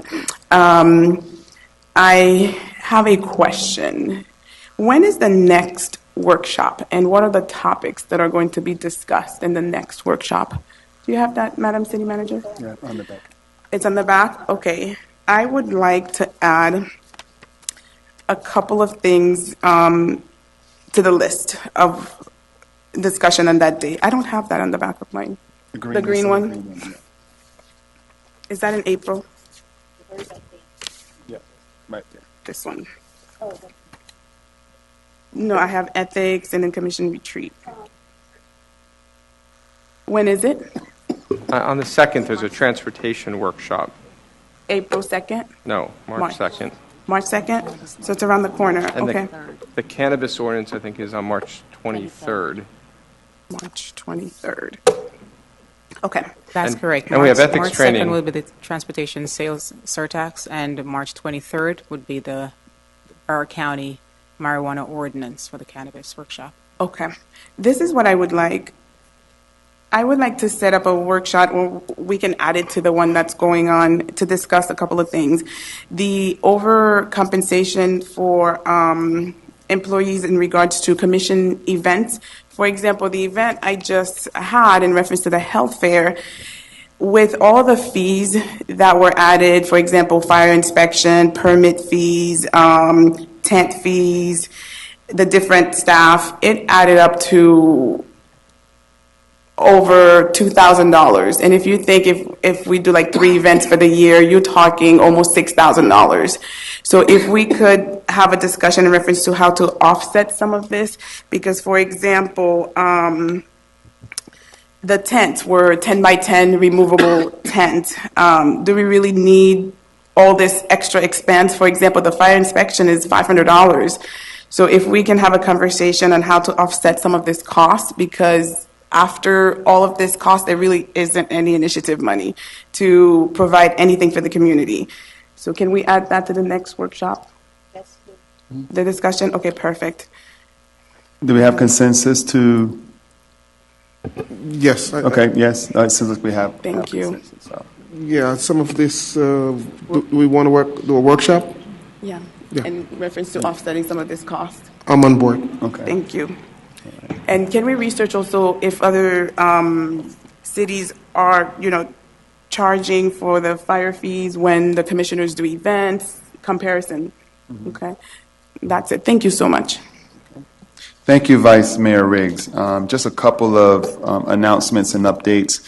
As mentioned by Commissioner Chambers, the City of Miramar was well represented during Broward Days last week in Tallahassee, where we as elected officials have an opportunity to go to Tallahassee with our fellow Broward colleagues to champion issues important to Broward County, in addition to issues that are important to the City of Miramar.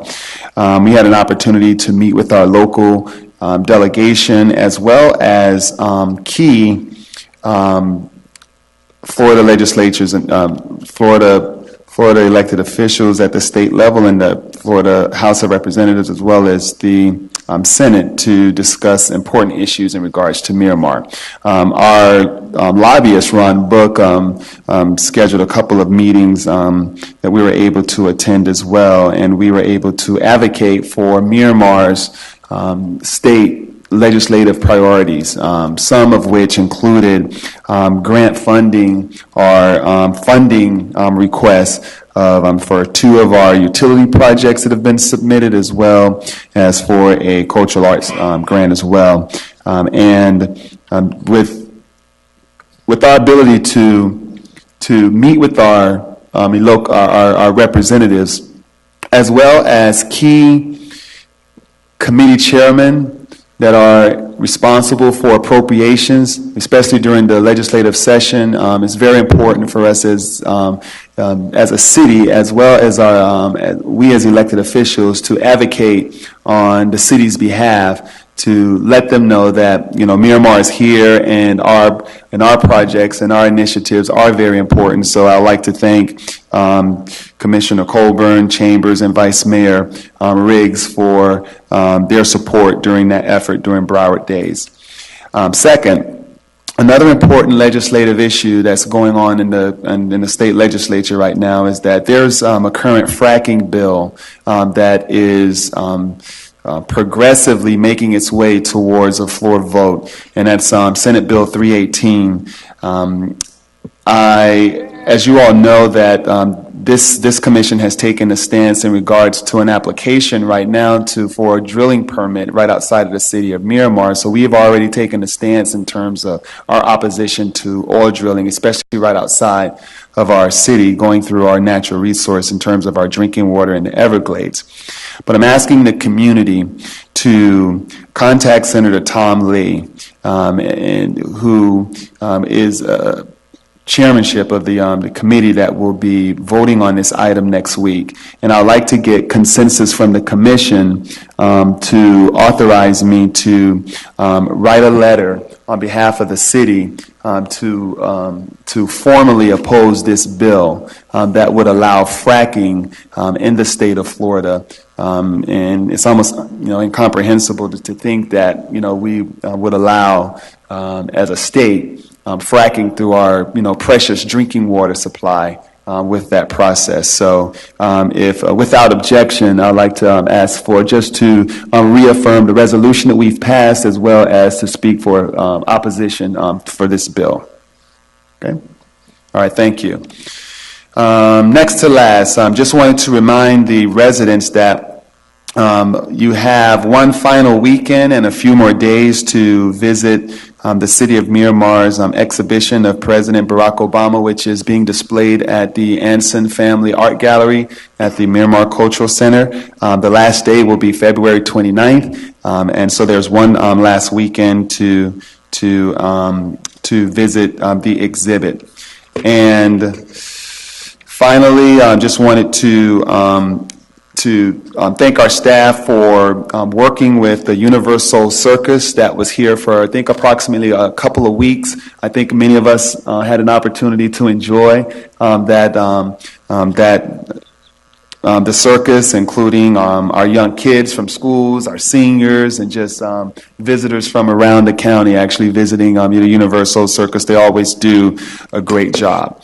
And finally, I'd like to invite the community, especially the development and business community, to the Development Industry Consortium of Miramar event, which will take place at the Miramar Cultural Center on Monday, February 29th. It's from 4 o'clock to 6 o'clock. And this event is basically is targeted towards developers and investors, so they can be informed about the wonderful opportunities in the city of Miramar, in particular, investment opportunities in East Miramar. We as a city have invested tens of millions of dollars in infrastructure and engineering into our city. We have a transit-oriented corridor which is very enticing and inviting for mixed-use dense development. And I'd like to thank our staff for taking the lead in terms of being proactive to recruit and to invite the investment community and to inform them about the prospects and the possibilities that exist here in the city of Miramar. And on that note, that concludes the... Don't bring that gavel yet. No, well, you forgot an announcement? Go ahead. I just wanted to show the community a few of the pictures from the health fair. That's it. Okay, if you have a couple? Yes. Okay. I thought you were going to bring that. No, we still have. Okay.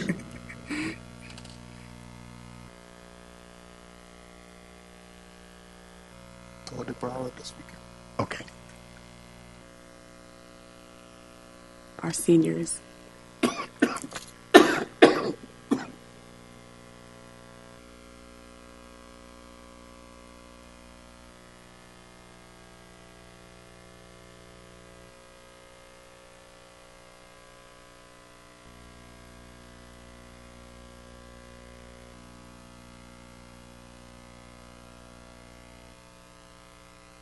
We could have gotten rid of that.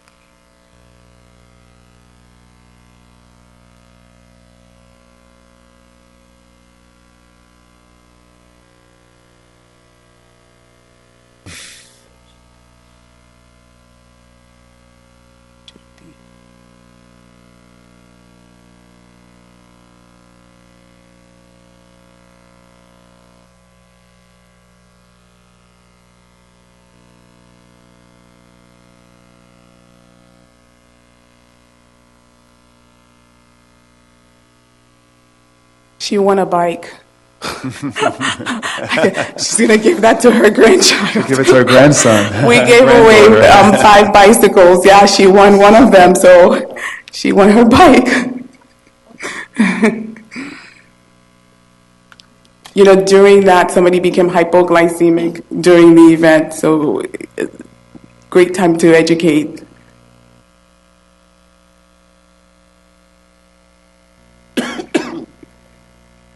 So that's good. I think there's too many more.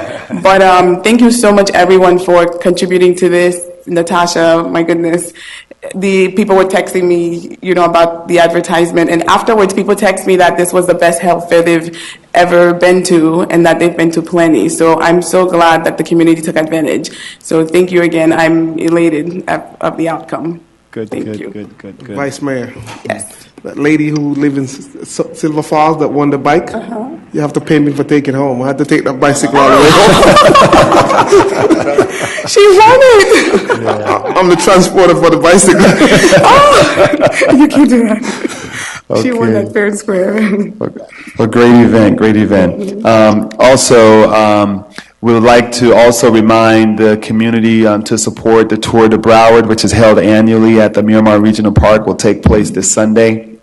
And for those of you, you still have time to sign up to run in the 5K. For the cyclers out there, there's also a cycling challenge for I think 50K and 100K. So if you go to just Google Tour de Broward, and it'll bring up the website, and feel free to sign up. It's a great community event.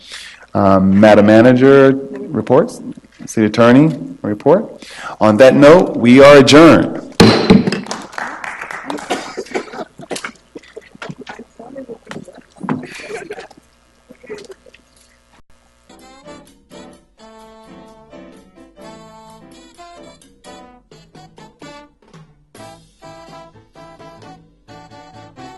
Miramar, I want you to sing it nice and loud. Come on.